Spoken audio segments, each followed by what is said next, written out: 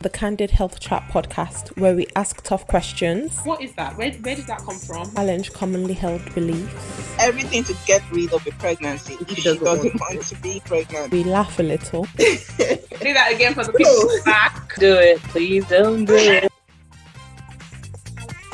Hello and welcome to another episode of A Slice of Health, the Candid Health Chat podcast, where we slice away health truth from health fiction. Join me and my friends as we challenge common health myths via chit chat, powered by several cups of coffee. Don't forget to subscribe and follow us on social media, and do visit us at asliceofhealth.club. Let's get to today's episode. Welcome, health champions. Welcome back to another episode. On today's episode, we are talking things womanhood, motherhood, and the variation of our experiences as we begin this journey. Our guest today is Tosin Daranijo, and I met her at a bridal shower, you guys. And after this shower, as women do, we sat down and we started talking about our life experiences. We started talking about mental health, and we got into motherhood and the variation in people's postpartum experiences. And I was like, you know what, Tosin, I have to have you on the episode. And she was reluctant, but a few days later, I met her husband at the wedding of the person we were celebrating at the bridal shower. And he was like, you know, I've encouraged her to do it. And I said to him, I was like, you know, she can be anonymous if she wants to. And he was like, no, she needs to use her name and she needs to share this story. And so today we have Tosin here. So thank you to Tosin, and thank you to your amazing husband who has encouraged you to share your story to bring healing to other people. We are really grateful. Welcome, Tosin. Hi, Dami. Thank you very much for having me. Thank you so much for coming on. So basically, I just want to hear your story and then perhaps maybe share ideas on how people who have similar experiences can, you know, seek out help or seek out support, or how people in the lives of people who are going through a variation of experiences can also be a shoulder for support, or you know, an ear in the time of need as well. But before we jump right in, tell us a lot about yourself. Okay, so hi. Hello, everyone. My name is Tosin. I'm 30 years old. I work as an underwriter in a health insurance company currently in Lagos State. And what else? I have a son that is now 2 years old, 2 years, 6 months, yeah. So yeah, that's pretty much me. I had my baby in 2018, 2018 February. Yes, that's all about me that I can say for now. So maybe we should even start like just before you got pregnant. What had your views on sort of pregnancy and motherhood been, sort of as a single lady before getting married and, you know, and then getting pregnant? Okay, so to be honest, thinking back, I don't think I was prepared for it, which is weird because someone recently sent me something like my yearbook my yearbook from QC, and my dream that I wrote down then was to be a responsible mother, which is weird because I remember once saying I don't want to have kids, only because someone had shared, my auntie was talking about her own experience, and I overheard her when she was having a conversation with her friend, and I just couldn't imagine why anybody would go through so much pain. Like, do you get? And then also my cousin had also told me about hers, and then while she was having, about how she had an episiotomy in Nigeria, and she felt the pain, like they didn't give her any form of medical aid when they were doing it. So I was like, that's horrible. So I don't really think I was looking forward to experiencing it. Like, it was even funny because the day I went to pray, when I found out I was pregnant, or how I found I was pregnant, I went for one church, like a fellowship program. And I remember telling God that, okay, I'm not praying for myself, I'm praying for these people, for their own pregnancies, that God should give it to them and all of that. But when I'm ready, I also want this prayer to apply to me too. But I'm not ready right now because I really wanted to wait for a year, like how we all say we want to wait for a year to enjoy our marriage. So yes, and then maybe like the month after, I found I was pregnant. So yeah, that's like everything. And through the pregnancy, how was your pregnancy? Was it an easy pregnancy? Did you have any of the, you know, things that a lot of women complain about in pregnancy? Was it quite smooth sailing for you? So the first trimester was horrible. Mm. Like it was like literally from fry pan to fire. Like there was trouble every step of the way. Um, okay, so when I found out I was pregnant, I think a week after, I almost lost the pregnancy. I went for my auntie's child naming ceremony, and then all of a sudden I just felt very uncomfortable. So I went to the bathroom and then I saw blood. Like I saw blood, literally. And luckily I went with my parents. So immediately we left the program, or rather the event, and we went straight to the hospital. Then they told us to go for a scan. And checking the scan, they just said it was a threatened abortion. So they put me on bed rest. And unfortunately, the doctor at the time was very bad with like explaining things. So my husband said I remember that day, like I was literally crying that I didn't ask for this pregnancy, God. You gave me the pregnancy. Now there's problem with the pregnancy. Like I didn't understand anything, especially because like I said earlier, I wasn't even preparing to have like a child in the first year. Like I wasn't even trying anything. Anyway, so I was placed on bed rest for 2 weeks, which was okay. I got tired, honestly. I didn't stay there 2 weeks. Like I went back to work because I was just tired. But unfortunately, I don't know. There was something I experienced that I called weekend phobia. So meaning from Friday to Sunday evening, I would be terrible. Like I would not be able to eat. I would not be able to stand up. Like if it would feel like if I stood up, I would faint or something. Like I was just feeling very terrible. But from Sunday night, when I know that okay, I have to start getting ready for work the next day, till Friday when I get back from work, I'm perfect. Like I don't know if any other person has experienced this, but that's why I had to call it like a weekend phobia. I was always not looking forward to the weekend because I just knew that I was going to be sick all through. So yeah. But after my first trimester, oh my Lord, like up till when I even had my baby, I was so active. Maybe because it wasn't obvious that I was pregnant. Because I remember one time I went out with my auntie and then this lady hit me mistakenly, like she didn't even know. And then she just turned to look at me, and then she now saw that she actually hit my stomach. She was so apologetic, like she's so sorry. And then she asked me, "Oh, when are you due?" I was like, "Oh, in 2 weeks." She's like, "You're due in 2 weeks. You don't even look like." I was literally very tiny because I think I weighed 62 kg when I was about to deliver. Like on the day of delivery, I weighed 62 kg, so I was that tiny. How can you weigh 62 kg? I've not weighed 62 kg since I was 12. Like, seriously, I've not. No, I've been tiny, like, because the day I found out I was pregnant, I was 40, I think I was 47 or 49 kg. You do have quite a slender frame, though, don't you? Mm-hmm. Yeah. Mm-hmm. Mm-hmm. Wow. Yes, so yeah, that was how everything went. Okay, okay. So it sounds like, your pregnancy, you had a few of the typical things that happen in pregnancy at the beginning, threatened miscarriage, a bit of bleeding, the morning sickness, all of that nausea. I And didn't have the funny enough, I didn't have that. I didn't have the morning sickness. No, I didn't. that's the I thing. wasn't. Yeah, it wasn't that bad. I didn't experience that bit of like what other people complain about, like the speed thing. I literally told God I did not want that. Like, no, no, no, no, no. And then it was funny because there's something that they call hyper when you vomit a lot. Yeah. I had that, like I was diagnosed with that, but it wasn't so bad because I wouldn't lie. I enjoyed vomiting as opposed to feeling nauseated Ah, in the sense that whenever I threw up immediately after I threw up, I just felt very okay. Like, so I was relaxed compared to like that nauseation. Like, I didn't like that feeling at all. So yes, it wasn't as bad really. Yeah.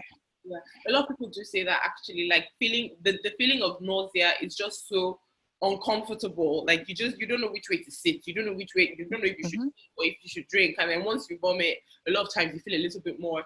Oh, okay, that's Mm-hmm. now you can keep going. Mm-hmm. Okay. Yeah. So went through the pregnancy. Carried your pregnancy well, stayed so active, and then it came to delivery. Talk us through your delivery experience. Okay, so that one is now I can say it's very funny. But then it was not funny. I mean, it was funny. The delivery was actually okay. Let me start from like 2 weeks or my last appointment with my gynae, when we were trying to decide on like my birthing plans and like medical options that were available.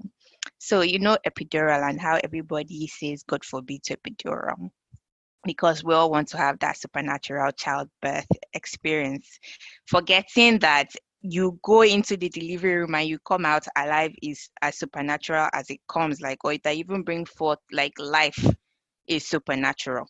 Anyway, so I always prayed about like my birthing um process, and I knew that I was going to have like a natural delivery. I was very confident about that. I told everybody that wanted to hear that that one is natural.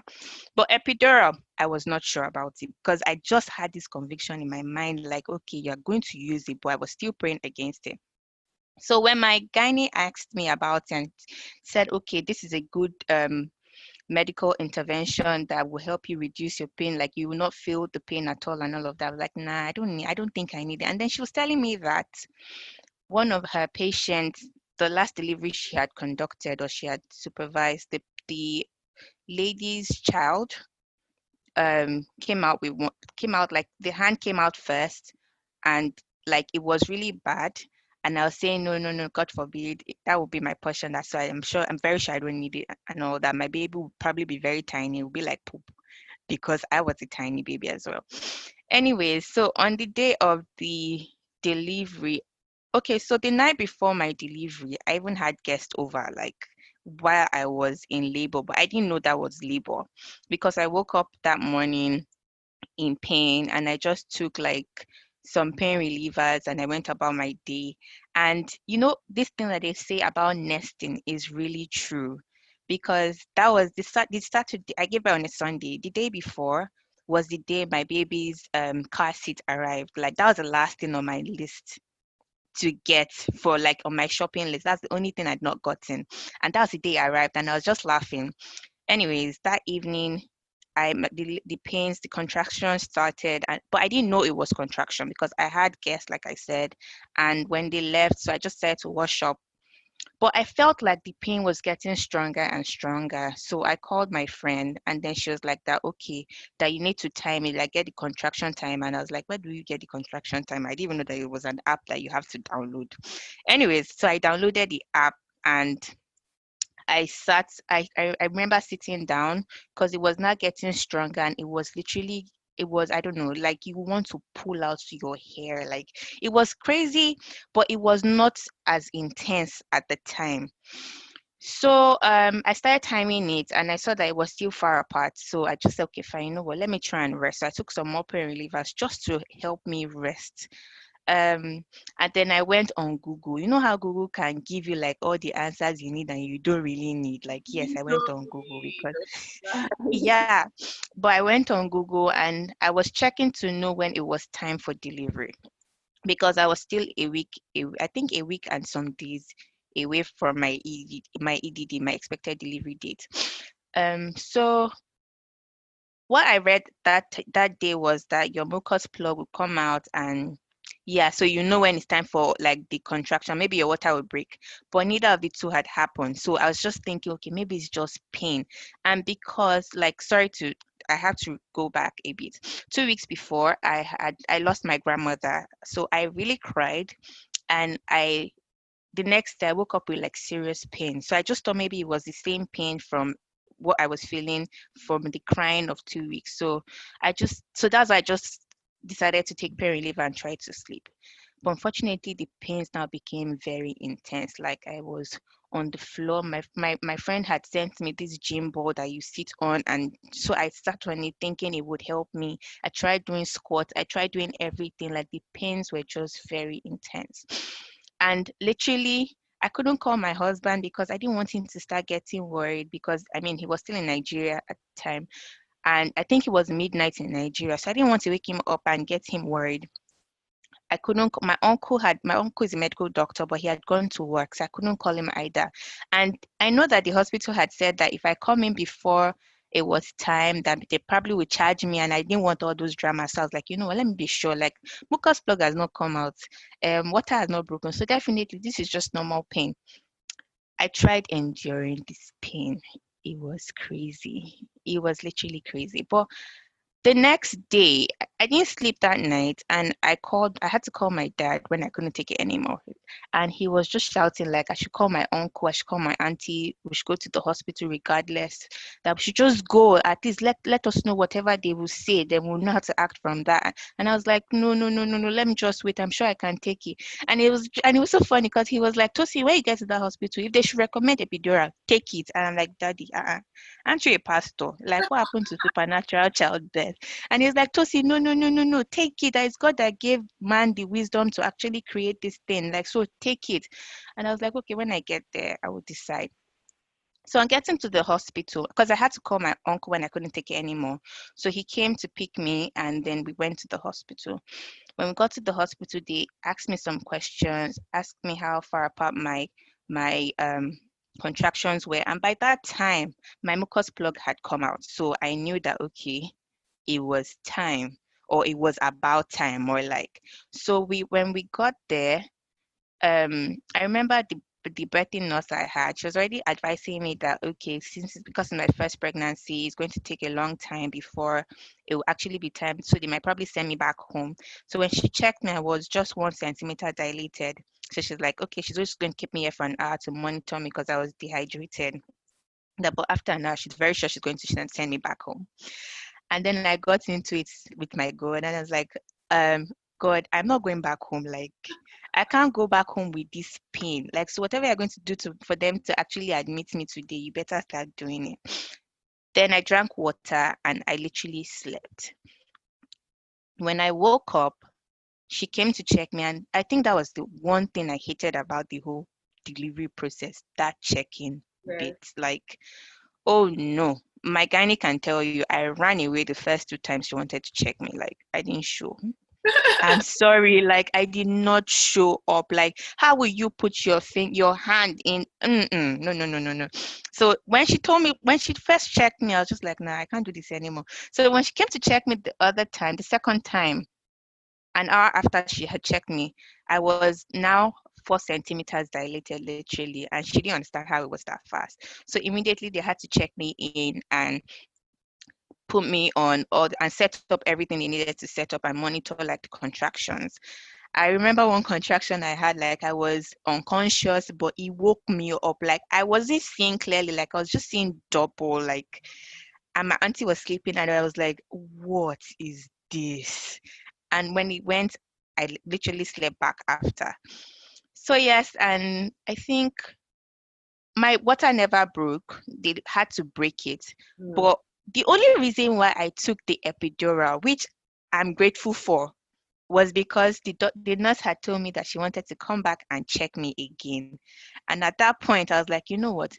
Where is the anesthesiologist? Like, is it available? Like, I didn't want to feel it anymore. And she was like, oh, yeah, you can still get it, but I should let her check me first. I'm like, no, get him first. So she got him, and he set up everything. And then when it was in, she now said she wanted to check me. I was like, oh, feel free. Like, do your thing. After, I'm not going to feel it, so do your thing. So when she checked me, I was already 7 centimeters dilated. So she knew she had to call the doctor so to come, because any minute from then I would be ready. So when the doctor came, they broke my what's it called? My water sac.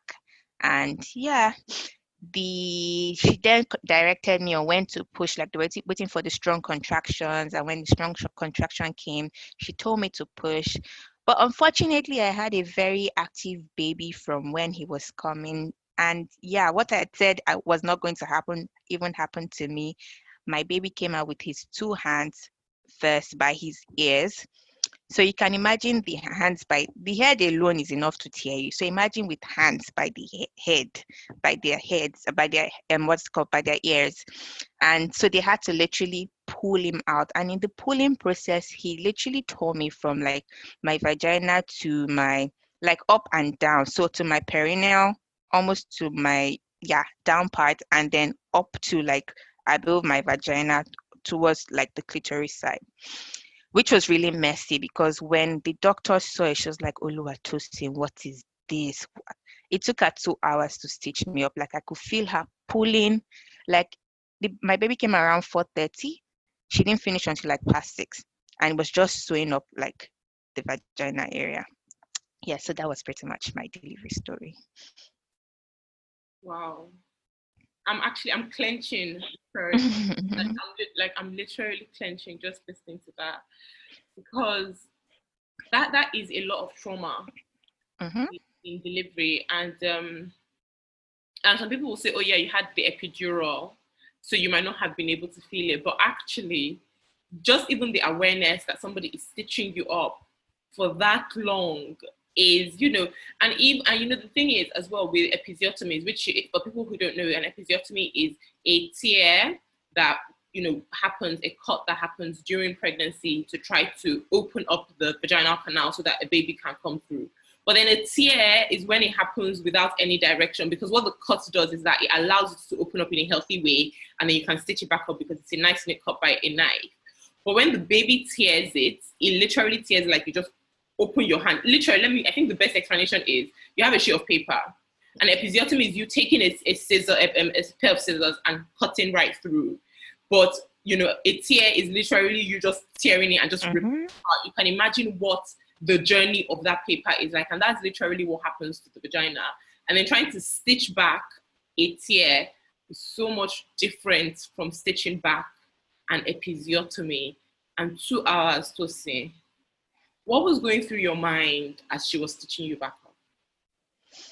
To be honest, I think I was just grateful that at that point, I think I was very grateful that I had taken the epidural, because she wouldn't have been able to give me any medical aid at that point. Like, so meaning I would have to feel like I didn't even want to think about like what I would have been going through, like the pain and everything, because when you already have an epidural, you cannot feel like the lower part of your body. But when you're now feeling someone pull, like you can feel them pull, because as she was pulling the upper part of like I think the abdomen, I'm not sure, like basically because she was trying to stitch me, like I could actually feel like my body, the upper part of my body moving. So I didn't want to imagine the pain, but I didn't even know what was about to happen to me. Like, anyways, I could not imagine what was going on, to be honest. Like, all I just wanted was to sleep. Yeah. Because I was literally tired at that point in time. Like, I just wanted to sleep. Yeah. And normally when we do deliveries and baby's healthy and mom is healthy, we normally try to put the skin on skin straight away. Were you able to have that contact immediately? Oh yes. They did that immediately when they brought my baby out. Yes. But after that, I think they had to go and clean him up, and then I think they gave him like a shot or something. I'm not sure, but they couldn't make me do it for long because they had to stitch me up. Yeah. I think that's what I was trying to get to in terms of that. Also, that comfort for you and the baby immediately after the delivery. There's this bonding time that you're able to get immediately. But then when there's so much trauma around it, it's like, let's sort out the trauma, and then we move away from this emotional connection that we're trying to build as quickly as possible. So they stitched you up. How many days after were you able to go home? I think 2 days. It was only because my baby did not want to eat. So he had not peed for the first 2 days. So because of that, they refused to discharge me. And that actually added to my problem, because I was a mess. Like, nobody prepared me for that part, like the possibility of your newborn not peeing, and why it's very important that they pee. Like, I understood that, yes, to be sure that all his organs were working like rightly and all of that. But being lonely in the hospital at the time and feeling pains, like, because the epidural had worn out, it had already played its part. I was now on pain meds, like, and I was being pumped on pain meds, and I had a baby that was not, like, I just wanted to go home because I felt very lonely in the hospital, to be honest. Like, so I just wanted to go home where I could see people. But unfortunately, he didn't pee, so they had to keep me there for like another night. But the day he peed, like I literally went to go and look for the nurse that please come. He has peed. Like we are looking, come and see. He has peed. So when he peed, they then discharged us. Yeah. Yeah. Okay. Okay. And so all of this birthing experience as well, it didn't happen at home in Nigeria, did it? Where were you? Were you in the US? Yes, I was in the US. In the US, okay. And at what point was your husband able to then finally come? Because it doesn't sound like he was with you in the delivery. No, okay, so I gave birth on a Sunday. I think he came on on the Thursday after. Yeah, Thursday of that week. I think that was when he came. So talk us through. So obviously you've had this huge trauma, and I think that is something that we've started noticing as well in medicine, that post-traumatic stress is not just for people who went to war, like people who have served in Iraq or Vietnam or anything. It is anything that is traumatic, and we are seeing now a lot of that after childbirth for a lot of women, a lot more. So talk us through your postpartum experience. So you've had this trauma in delivery. You were alone. Your husband wasn't in the country. He wasn't, in the hospital. You get back home with your baby who refused to pee but now has peed. Whoop. What happens then? What is that process like after? So it was crazier when I went home because I didn't realize that the drugs they were giving me in the hospital was actually reducing or blocking the pain compared to when I went home, because they had given me like drugs that I was supposed to use. So no, before I left, they came to ask me like, okay, on a scale of 1 to 10, how are your pains basically? And I think I said like a 5, because I mean I was on pain meds and I didn't know that it was actually going to be like a 15. And so when I got home that day, I didn't use the drugs because I was still very fine, or I thought I was fine.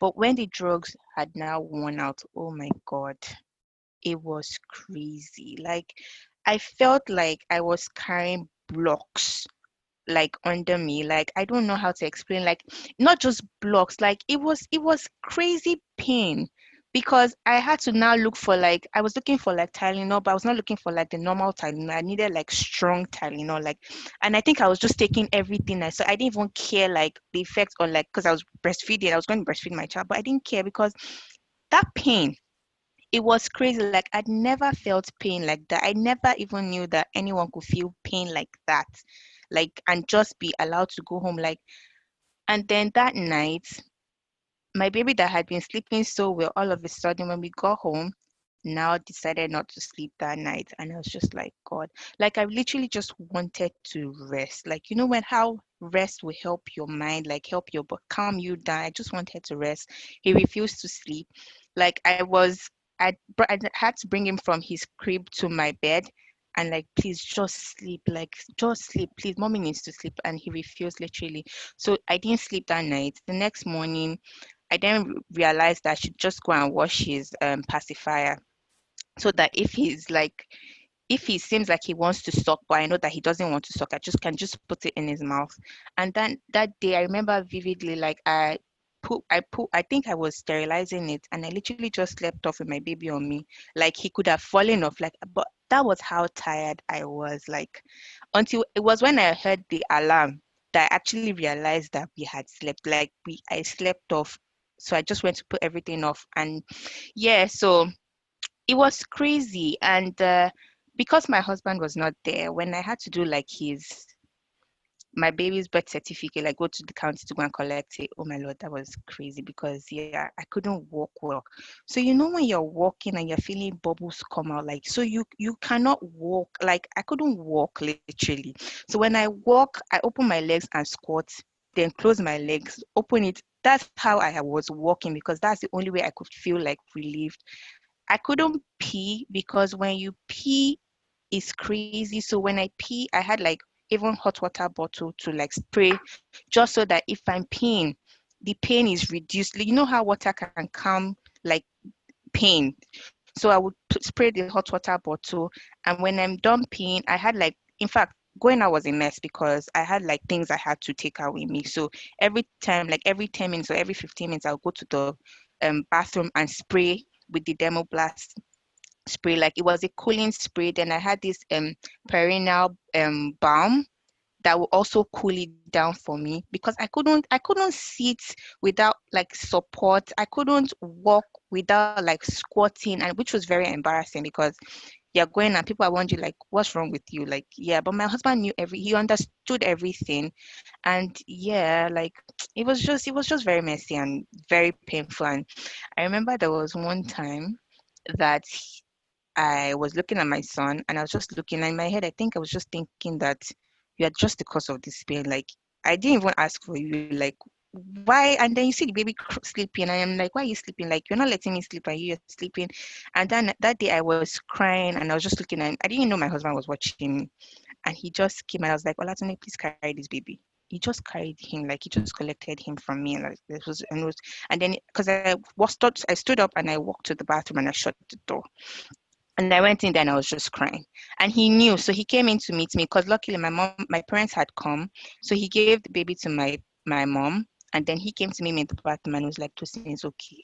It's okay. Like, don't worry. I know that your own is different. Like, I know that the pain, I understand that you're feeling pain and everything. And I will not lie, like he was super helpful, because in as much as from the day he came, there was no nice meeting arrangement like, oh, this is your child. Like, yeah, it was just take your baby. And I went upstairs. Like, there was so much pain around the whole period. Like, there was no connection. I didn't even want to connect, because it felt like I'm in pain. I'm seeing who is going to remind me of the pain, but I didn't want to actually blame the baby for the pain, because it was not his fault also. Like, yeah. So there were so many things, and then so many emotions going on at the same time. Like, I don't know. I couldn't explain it. Like, I didn't even understand everything that was going on. But yeah, pretty much. Wow, Tosin. Wow. And then, so all of that happened, and you're in so much pain, you're in agony, you've not been discharged with adequate pain meds. And this is something that like, and dear listeners, health champions, I'm sure you guys are going to be like, damn, is going on she's like a broken record with this thing. But Tosin, you don't understand. Pain and Black women is something that I've been talking about on this podcast for quite a while now. And the way we are treated when it comes to pain, we're not given adequate pain relief in delivery, after delivery, when we go in with sickle cell crisis, for anything.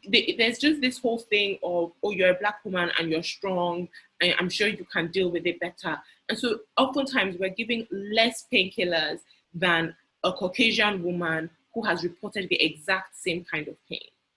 The exact same kind of pain. And so for you to be having to take Tylenol at home because you're trying to reach out for pain relief after recent discharge, following the kind of tear that you had, suggests that they definitely did not give you enough painkillers in the hospital, and it's just like, oh gosh, I can't even imagine. Like, I can't imagine what you would have been feeling physically, and then also the trauma, and then obviously having a new baby, having to feed the baby, and you were breastfeeding as well. It's definitely, it's a lot. It's a lot that you deal with. It's a lot that you had to deal with. But then coming back, let's now go into going forward. So, your husband has come, and I'm sure he couldn't stay very long because he had to go back to Nigeria to work, I'm sure. Yeah, exactly. So how long was he able to stay with you for in the US? I think 2 weeks. Yeah, he stayed for 2 weeks. Yeah. I remember when he was leaving, I was crying, like, no. Like, me alone again, like, because my baby's passport had not yet come out, like, so I had to wait, like. And it was so funny because the frustration, my God, like, I'm sure the home office was tired of me. I will call them in the middle of the night, like, I now got tired of even staying in America. Like, I just want to go back home, because Nigeria, like, there's so many people that will come and help you take care of your baby, like, so you can rest. Like, so I just wanted to leave America. Like, I will call them morning, afternoon, and night. I paid for expedition like how many times. I was frustrated. Like, I'd called like the airline company that I'd already booked. So I kept on changing his own what's it called, return date. Like, I kept on changing our return date. Like, oh my Lord, it was it was crazy. But to be honest, because I couldn't even imagine, I can't even imagine someone telling me their own experience. Like if it were like if someone else were perhaps me telling me this, I'll just be like, am I sure I want to have a baby? Like I was seriously scared because even like going to have your bath, like going to have my bath, so I would go with my baby's seat. I'll put my baby on his seat and bring him to the bathroom. Like there was no me time anymore. Like even when I needed to go get drugs, because to be honest, when I went back to the gynae for checkup that week, she had to tell my husband that see that what I went through was worse than having a CS done. That so he's going to have to be very patient. So she gave me like drugs, but some of them were still not helpful. Some actually worked because she had to even put me on some pain relievers with codeine. Like it was, I didn't even think there was anything like that, but it was. She had to give me like very strong meds. And there was a time that my husband had gone. Yeah, I remember when the stitches were healing, and sorry, is this is going to be like very graphic. So the stitches were healing. So the end of the stitch, I could now feel it in my vagina touching like the flesh. Like so when I sit, I will feel something internally poking and it was so sharp. Like it was so bad because I couldn't even do anything. Like I now looked for a way to start pulling it out. Like I wanted to, yeah, it was sometimes when you're feeling pain, you are not thinking clearly. Like honestly, when you're feeling pain so bad, like that you have no control over yourself, you will just do the thing that comes to your mind that seems like a solution to it. And so at that point in time, the solution was since it's poking me, because I tried using a pair of scissors, like putting it in my, I didn't care. I tried putting a pair of scissors in my vagina to cut it, but that didn't work. So and someone now suggested pulling it out. Like maybe since it's already healing, like you can pull it out. Like I pulled it out, I saw blood coming out. Literally, when I saw that, okay, I couldn't do it anymore. The next day, I went to my gynae's what's it called, her practice immediately. Like I just told her I didn't care if I didn't have an appointment. I was like, you know what, this thing you have to take it out today.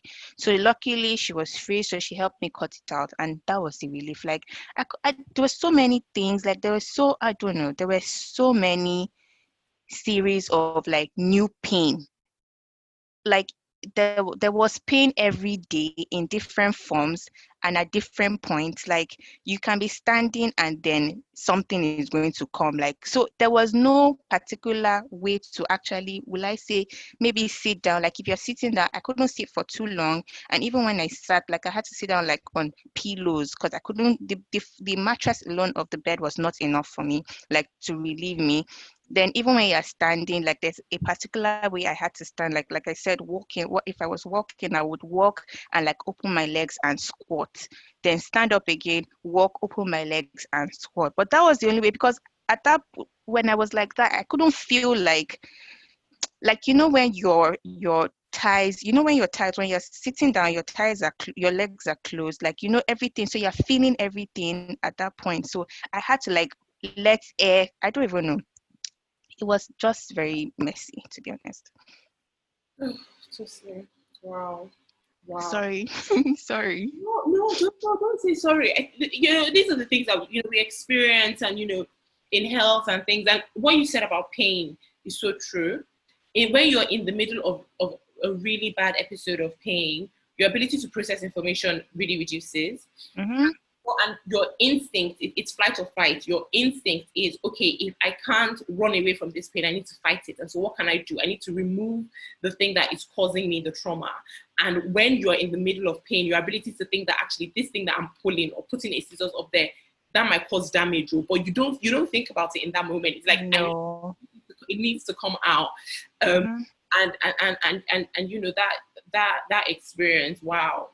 So after that, you then come back to Nigeria with your baby. What is it like when you get back to Nigeria?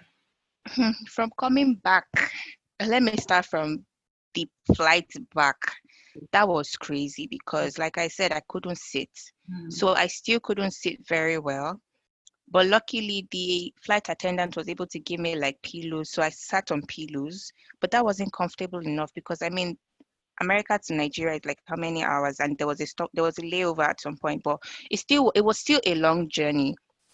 And then you have to constantly stand up, and perhaps like if your baby poops, you take him to the bathroom to change him and all of, and then if I want to pee as well, like my entire kits, let me use that word, the kit, the spray, the what's it called, the water, the spray bottle, the cooling spray, the balm, the gel, and I had like some, what's it called, perineal pads as well, that I would like, so everything had to go with me. So I'm going to the bathroom, I'm carrying in a bag of things every time. Like, it was very embarrassing, to be honest, and then it was very uncomfortable. But luckily, someone had told me to give my baby Tylenol so that he would sleep well. So he was actually very, I think God just blessed me on that trip. So he actually did sleep well. So I was able to rest myself, but it was just the discomfort from like the sitting.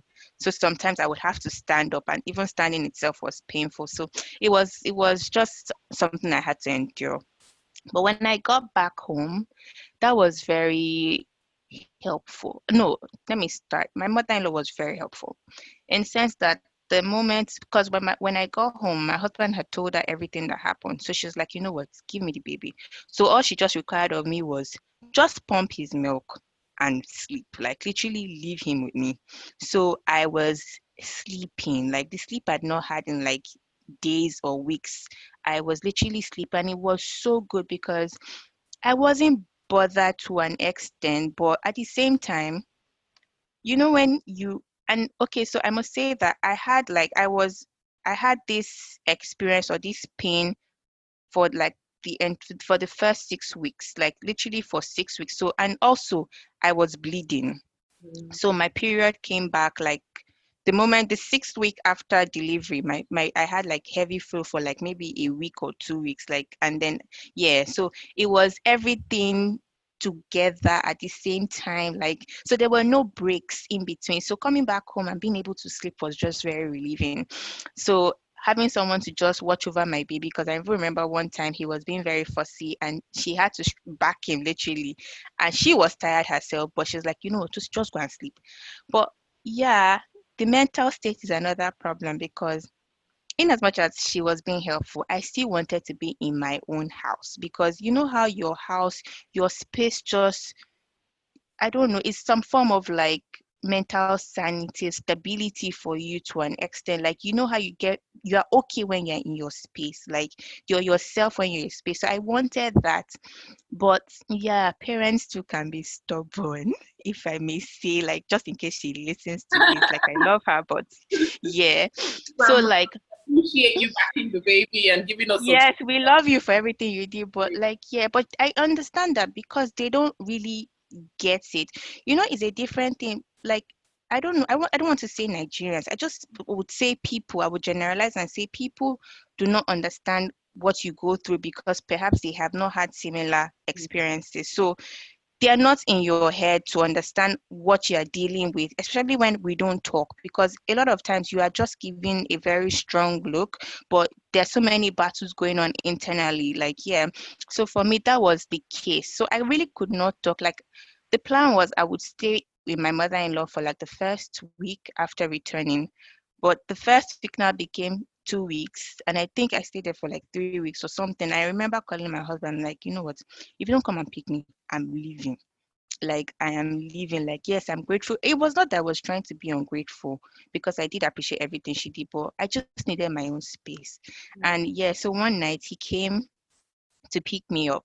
We left my baby with them, and he just drove me back to the house, and I came upstairs, and it was like I was in heaven, like turning on the lights. The living area, like everything. It was, I don't know, it was very therapeutic. Like, I don't know how to put it, because I was now okay to go back to my mother-in-law's place. Like, okay, I was okay to actually stay in her place, like, because that had done a lot of things to me, like being in my space, seeing everything, like coming to my room, seeing my bed, like, I don't know, but that did help. It helped me a lot, to be honest. Wow. Okay. Okay. And so you get back home, you're back in your own space. And what is that like, being back at home with the baby in your own house? But just go back, how long were you with your mother-in-law for? I think maybe 3 weeks or almost 3 weeks. I'm not sure, to be honest. I can't remember. So at least that time there gave you space for your body to just rest. At least physically, in terms of somebody taking the baby, you not having to be alert all the time, just being able to eat when you wanted to, eat when you wanted to. So you had a little bit of time physically, and then you go back home. What's it then like when it's just you, the husband, and the baby? And then waking up at night, like that was crazy, because to be honest, I actually now pity my husband, because I would say then I didn't see what I was doing as being selfish, but I did it regardless, because I was reacting from a place of pain and not being stable emotionally at the time. So he would go to work, and when he comes back, I'm handing over his baby to him, like, okay, it's your turn. And if I wake up in the middle of the night and I see him sleeping, I wouldn't wake him up. I'll just step on him when I'm going to reach out to my baby. Like, so he had to wake up. I know that, yes, now it sounds funny, but it was very selfish of me then, because he would go to work and he never complained, because he knew that, okay, this is not me. And he understood. But at the same time, I mean, he would go to work 8 o'clock to what time, to maybe 6, and when he gets back, I will look at like a mess, and then I'll just give him the baby, like, okay, take, and I'm going to do other things. And he wouldn't complain. Literally, middle of the night, if I have to wake up, he has to wake up, and he won't complain. Like, he was so accommodating of all my nonsense, like, honestly, because it was just now thinking about it, it was very selfish of me. But then I was reacting, do you understand, to everything, because in my head I'm thinking, after all, you were the one that gave me this baby, so you to play your own part. Wow. Okay. And how long did that last for, that sort of episode of you, obviously you're going through your own, and him being, okay, that's fine. Yeah, I'll take the baby. Yes, I'll wake up. How long, excuse me, how long did that last for? Last year. Thank you. I think almost a month. And then how do you feel, what about your own parents? What were they like during this period? Okay, so for my parents, my dad has always been amazing, to be honest. So I remember one time he made a statement when I was complaining. This was before they came to me, because like I said, they came to meet me in America as well. So before coming to America, he had called me one day and I was crying and I was complaining. And then he now said, Tosin, those are the joys of motherhood. Oh my Lord. I literally flipped. I'm like, what kind of joy do you experience in pain? Like, how is that joy? Like, I'm sure he literally he didn't understand where this was coming from. He had to start apologizing, like, just okay, I'm sorry that I made that statement. Maybe this is the wrong context. Like, I was very mad at that statement. Like, what kind, like, when they say joys of motherhood, like, I don't understand that statement right now. Like, all I'm feeling is pains. I'm not even emotionally trying to bond or have any connection with my baby right now, because it's just pain. Do you understand? Like, so what is the joy right now that I'm supposed to be feeling? And he was so apologetic. For my mom was very helpful, but I would say that there were some areas that I did not agree with her advices or her suggestions, in sense that, because my mom had us in Nigeria, and so she said that when she had us, like, talking about like the sit bath, so she advised me to do like a sit bath that it would help me. Do you get healed?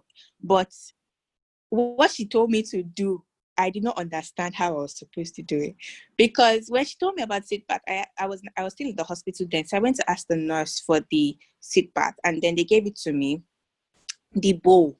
So they gave it to me, and then the instructions were, use warm water, like, don't use hot water, use warm water.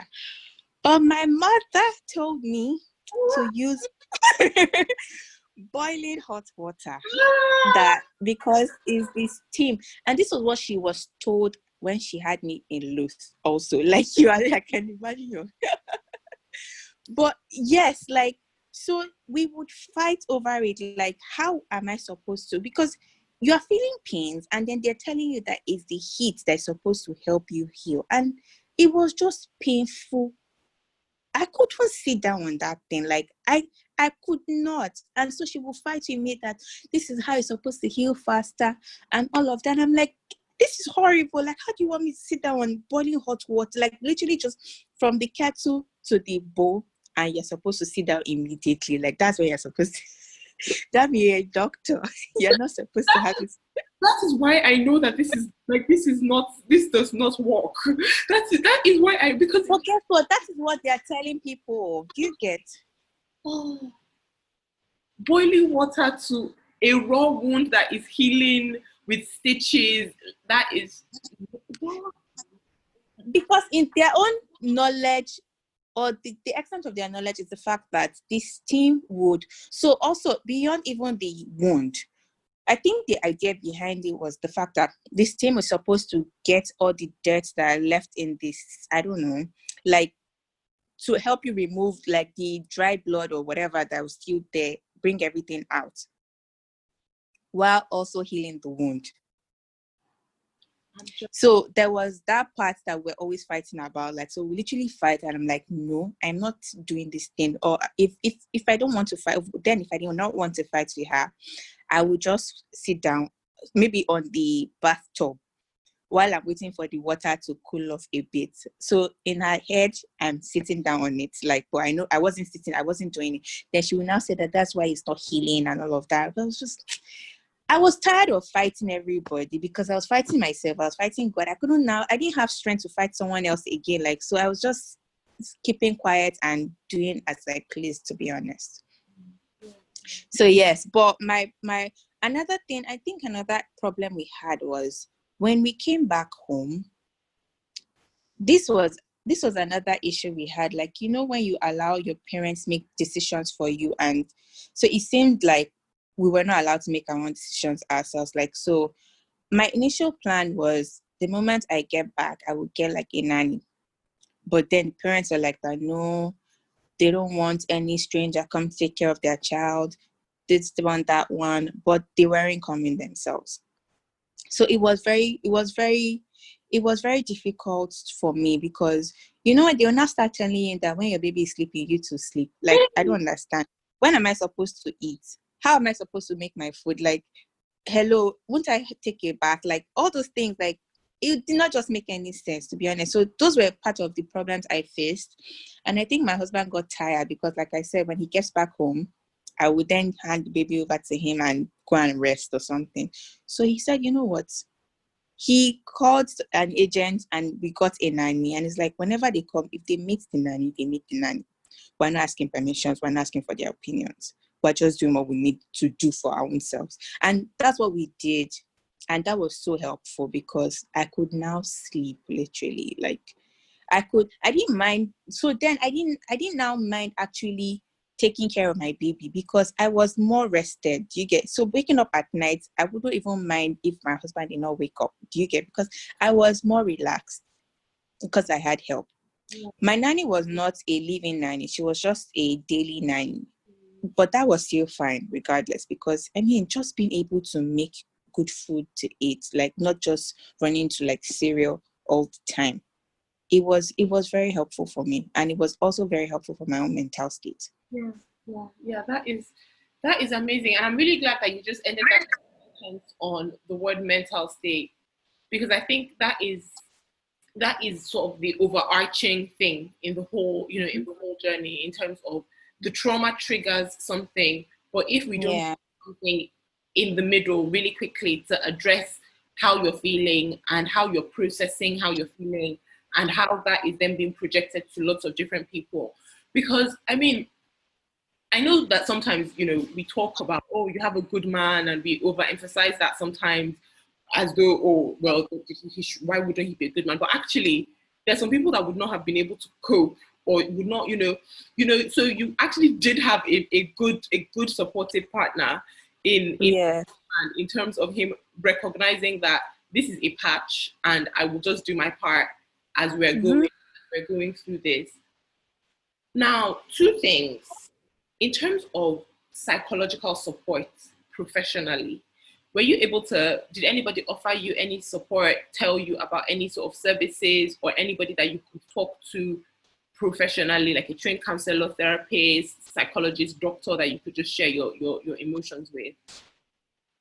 So honestly, no. And I was recently thinking about it when there was something that happened. What's it called? There was something that happened. I think there was a post on Instagram that I saw about a lady that, sorry to say, but it was very crazy. So she had, I think she had like postpartum psychosis, and she had been looking for ways to end her baby's life.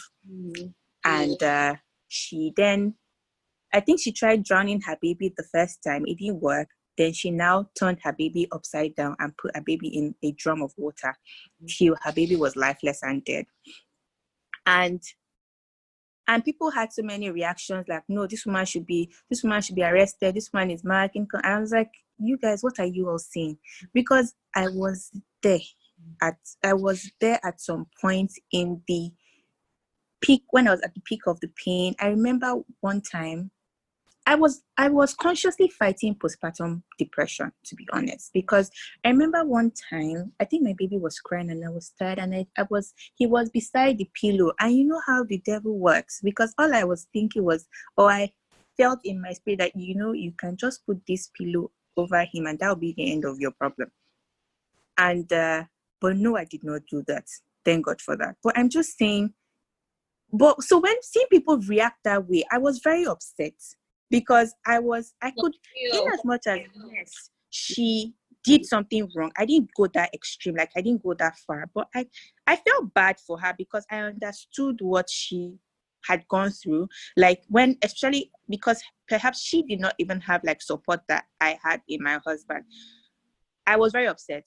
And I actually thought about it then, that why don't Nigerians, like why don't, within the medical space, like why don't we have like people that when you know that someone has a very crazy delivery process or pregnancy experience, like why don't they recommend them to see further counsel, like someone to talk to, because even talking can actually help you. I remember when I had my baby and my best friend just asked me, how are you? It was, how are you? She asked me, and I literally started crying. Like I did not know I was holding so many things like in me. Like I didn't know I was holding a lot of things inside of me. Like I literally started crying, and then she gave me the opportunity to cry, because I needed to cry to let a lot of steam out of me. Like, so people are very quick to judge without even providing solution, even medically. Like, I feel like it's very necessary for people to actually, like, even if you have a good pregnancy or delivery experience, still seek help, because you do not know when you have that flood of emotions, really. Like, so that provision, that part should actually be made available, to be honest. Yeah, definitely. I absolutely agree with you. And I think, we were talking about it earlier in terms of, when I was saying about post-traumatic stress disorder, and it really does happen in pregnancy, postpartum. And, yeah. issue, I think it happened in Nigeria, didn't it? Yes. I think it was in Punch newspaper that day. And it was really widespread. And I remember at the time, looking at the lady when we were talking to her and getting information, I was like, with no remorse, right? This lady it's very clear that she was having a psychotic episode. Yes. And she was, her own consciousness was not also present. And she didn't know what she was saying or what had even happened. Like, psychiatrists, not journalists. She didn't need the press. She didn't need social media. She needed a psychiatrist. She needed a psychologist. She needed medication for her mental state. That is what she needed. Not more fingers, not culture judging her. And I think that is something that we really need to start addressing, because people go through so much. People go through so much, and we're not good at picking it up that somebody's struggling. And then when we pick up that somebody's struggling, we then blame, this, that, it's her. Yeah. Spirit, or it's something this. But actually, if you get her the right doctor, if you get her the right psychologist, if you get her the right counselor, get her an opportunity to sit down and talk about everything, and let's try to help. In of all these castigation, it goes such a long way. We're very quick to lay claim on maybe like the reason or the causes, or I don't know, like without even understanding the root cause of the problem. Like it's terrible though. It's very terrible because a lot of problems can actually be solved just by recommending like help or counsel. Like a lot of postpartum problems, I feel like postpartum depression, honestly, because even the people that are affected by it, like the mothers themselves do not understand what they're going through, because there is no textbook that explains how it will come or what you would experience. Even two people may not even have the same experience. Like it comes in different forms. And I think what got me very upset, because I remember then I now started calling all my friends that had like babies. And I was like, you people did not do me good, because you should have told me to prepare for this. Like, I was very angry, especially with one of my friends that had recommended my hospital. She then told me that, oh, because I had a third degree tier.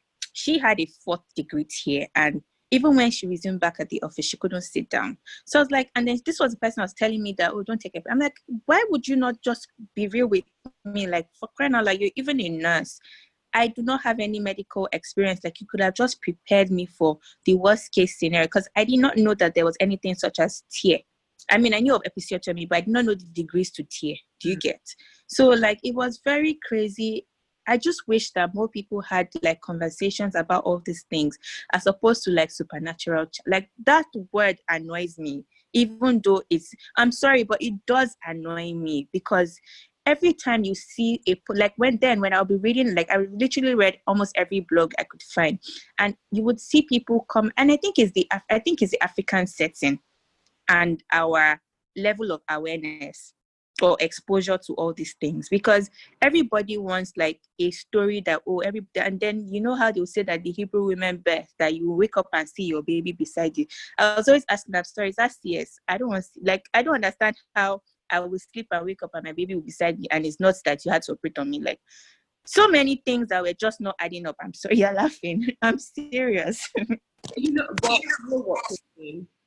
what you're saying is so true. And I think I think sometimes culturally as well, we laugh in the face of things that are actually our trauma. Because the thing is, supernatural childbirth, and regardless of anybody's religious affiliation, whatever it is, the thing is, at the end of the day, what we're trying to get is a healthy mom and a healthy baby.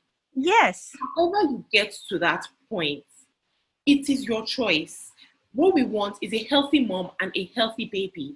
So when people go on and they start talking about how bad a cesarean section is, or how cesarean is not this, or how you should never have any pain relief in childbirth, or how an epidural is wrong, or even gas and air is wrong, and all these things, I personally feel is a lot of ignorance, because I just feel like, look, if somebody doesn't have an epidural, if somebody knows what her pain is like, she doesn't have an epidural, she has the kind of tear that you had, which was a third degree tear, or she has a fourth degree tear that actually tears through her perineal body into her anus. What happens then?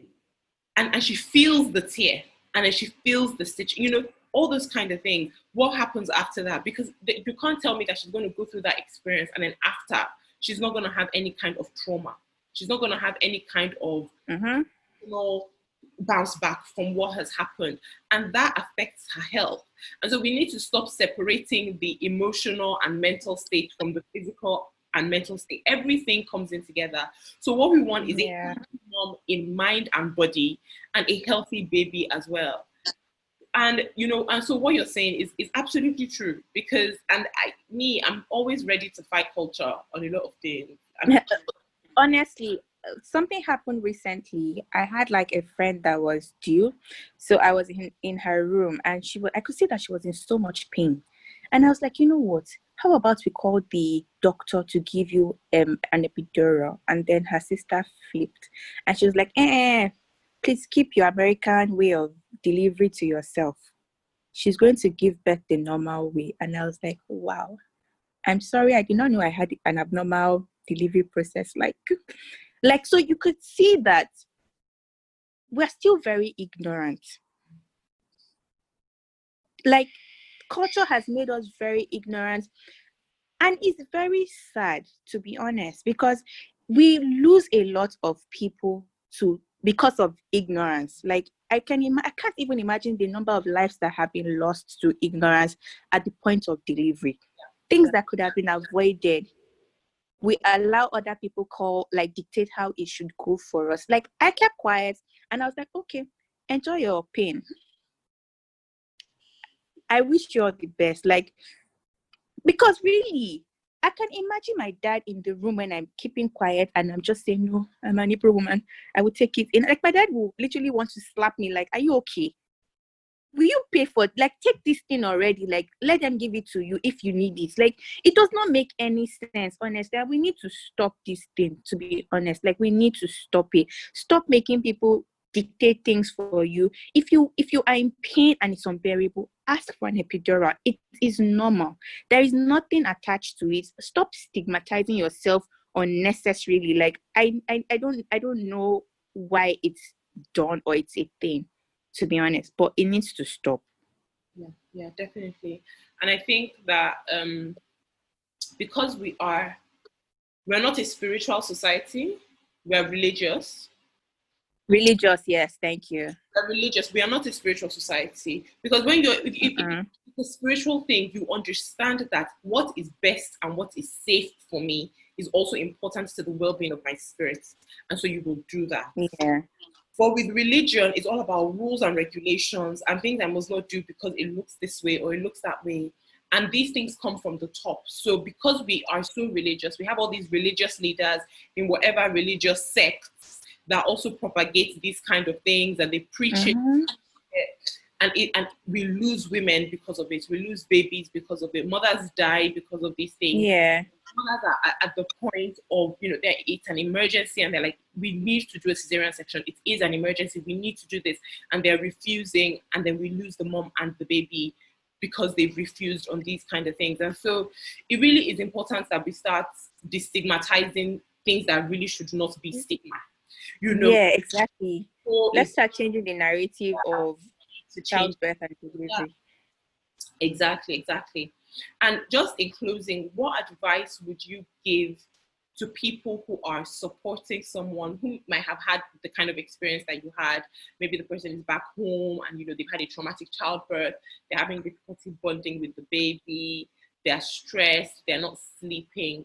What advice would you give to the people in that person's sphere of influence in terms of giving them the right kind of support? To be honest, I would say just be patient. Because it's bad enough that the person that is being affected does not even understand what would actually help her out of it. So you just need to be patient and be there. Like, don't complain, just be there, just be patient. Like, just try and endure it. Your presence is enough. Your patience is enough. Your help is enough. But at the same time, it will look like the person is not appreciating it. But the person is appreciating, but just doesn't still understand. Like, person just needs to come to terms with everything that is going on. So that's, I would say, be patient and remain helpful, basically. But yes, don't stop being patient. Don't stop helping. Don't stop talking. Conversations help. Like, it's not about you just carrying the baby and leaving. Because when you leave the person affected to continue being in their thoughts, it's deepening the whole problem. And it's prolonging it. So making people talk, like, okay, how are you feeling now? What is on your mind? Like, things like that, they really help. They go a long way, to be honest. Yeah, I love that. I really love what you just said about taking the baby but leaving the mother. And we do that, don't we? Even when we don't know that the mother is struggling, when we see a mom, we quickly be like, oh my God, the baby. And us aunties, we come in and we want to hold the baby for the whole 2 hours, and but we're not really. We're like, oh, she's so cute. Oh, is she feeding? Oh, yeah. Oh, I'll do all of this, and nobody's actually saying, how are you doing? How are you feeling? What can I help you with? Not just what can I help the baby with. What can I help you with? Yeah. You want to talk about anything? How are your thoughts and those kind of things? Because also, like you said, interruption of the thoughts, that is so important, because sometimes and painful thoughts are on a loop in our mind, and then they just keep going and going and going and going. Exactly. And trying to interrupt that as well with some positive memories or just an ability to ventilate what is on your mind is so important. Thank you so much, Tosin, for coming on today's episode. It's been amazing having you on. Thank you for having me. Thank you for joining us on today's episode. Do share this podcast with 2 people who have not heard about us before. Remember that this podcast in no way replaces advice from your own doctor or physician. Do subscribe and follow us on social media. Leave us a review on iTunes so that others can access the amazing content. And do join the club at asliceofhealth.club and drop us some suggestions or questions that you might have. Don't forget to be a health champion wherever you go by separating health fact from health fiction.